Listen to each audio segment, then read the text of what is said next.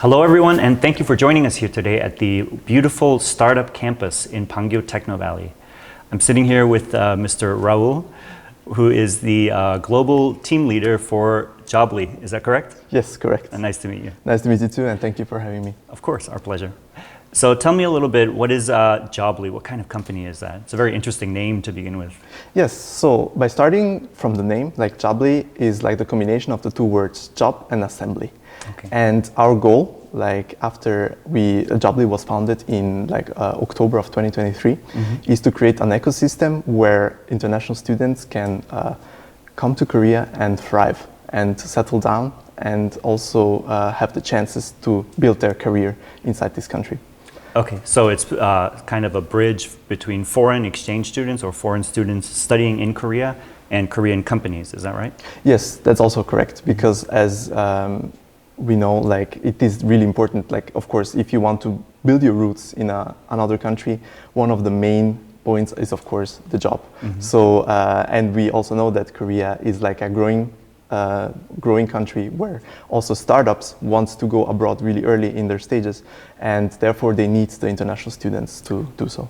Yeah, I was going to ask about that. What do you think are some of the necessities that make this sort of program necessary for students? So what is it that you can offer these students who are coming here? Of course, like lately there are more and more solutions where like foreigners can find jobs in Korea. However, what we do differently is that we use technology, of course AI in the first place, to connect the companies who would like to, who needs the global talent to also conduct their expansion abroad, and the students to find the exact company that they're looking for based on their preferences and also all the information that they have. Yeah, when I was looking at the sort of outline of the company, one thing that really stuck out to me was that it really feels like a win-win situation, because students can find the jobs they're looking for, and also companies can find the employees or the interns or whatever that they're looking for. So it seems like it's going to benefit both parties. But I'm curious, you mentioned using technology to facilitate that process. So how exactly does that work? So correct. I mean, as you mentioned, like, it is definitely a win-win situation for both. And I would also also include the government, because as we know, like the government is also actively trying to recruit more and more international talent to Korea to face like the labor shortage that they have, and also like the declining population. And coming to the technology part, although like I'm not a tech guy, however, like we have like interplay between multiple AI agents, which facilitate, like which provide like a seamless user experience, not only for the job seeker, but also for the job giver. So it's using the data to sort of aggregate that and then find the best matches? Correct, yes. And like they can, like also the employer, they can put the information, what they're looking for, what type of nationality or languages maybe they require. And on the same sides, like for example, a job seeker, he can like also put their own private information, like where they come from, what is their visa status, and then based on that information, also find the proper job based on their profile. Well, that sounds very useful. So what kind of technology is it actually? Is it an app, or is it a website, or how does this process actually take place? Yes, so we are currently developing like a SaaS platform. So SaaS platform stands for software as a service, which like, if I put it really simply, is we can take as an example Netflix, which of course is based on subscription, and also of course based on a cloud, which of course it's easy after it got launched. It's easy to expand or also put more services. However, it requires a huge amount of upfront investment, and which we are currently now coming to an end now, and soon, hopefully within this year, we can launch as well. In terms of funding? Yes, exactly. And maybe this is me taking a guess here, but have you yourself been a part of this sort of international student framework in Korea? And maybe do you have any personal experiences of how that process works of exchange students who want to work and stay in Korea, what difficulties they're facing, what opportunities there are, anything like that? Yes, so on a personal note, yes, I came also here as an international student on the first, in 2021, and like of course I fell in love with this country as well, with like all the benefits and the perks this country can give. And I decided then to come as a full-time student here. And of course, I faced multiple of these difficulties that we're mentioning. I'm not talking only about the language, but also like about visa difficulties. You know, how to transfer to like a working permit to work as a student at part-time, or also like how to settle down, open a bank account when you're not fluent in Korean. Or getting an insurance. And of course, these were difficulties that I faced. And after I joined Jobly, of course, I was part of Jobly from the early stages, not from the beginning, but from the early stages. And among the co-founders, there is one foreigner as well.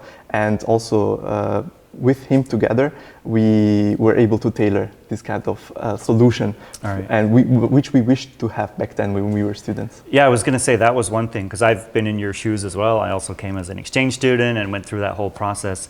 And I really like that the company focuses on not only the job matching, because of course that's important, but people overlook the sort of secondary things, like you mentioned, setting up a bank account and a phone and insurance, and even language consulting. I saw that you guys do as well. So I really like that it sort of gives this all-around experience that will help smoothly guide people into the Korean system. Yes, correct. And of course, these services are not provided from us alone. I mean, we have several partnerships, which also, as the two of us, they are really excited about this idea, and also to provide this type of services in like a more simple way to foreigners.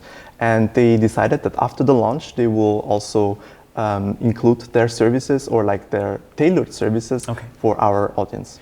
Yeah, I like that as well, because one of the problems that I faced, and I think a lot of people can relate to, is when you're looking for information, it's scattered all over the place. So you go on one website and it takes you to another website, but then that one is outdated and you never know where to get information.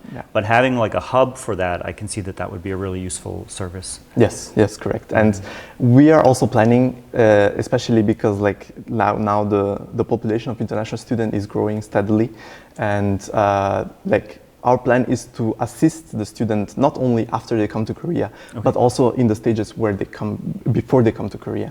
And we are also thinking about, like we're also developing an idea which helps foreigners like in matching with the universities they're interested in. I was going to ask about any partnerships that you have already, or any universities that are already connected to this? Yes, definitely. We already have like several MOUs with local universities.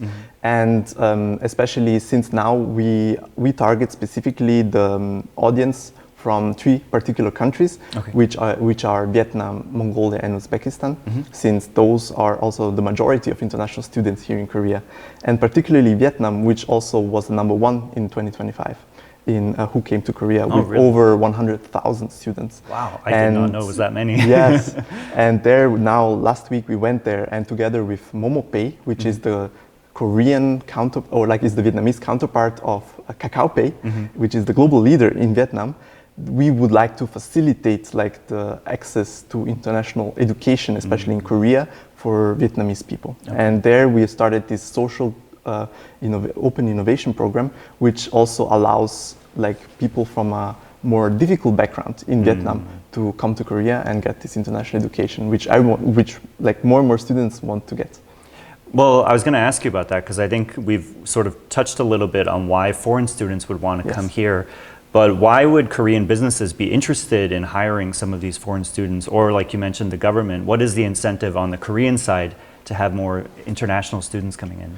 Yes, that's a really great question. And like being here in Pangyo Techno Valley, I mean, there are among the best startups in the country. And one thing that like we got like after we came to and we settled down in this area is that it is really important that if a startup wants to go global, it needs to do in the early stages, not wait until they are past the startup stage. So they have to do it sooner than later.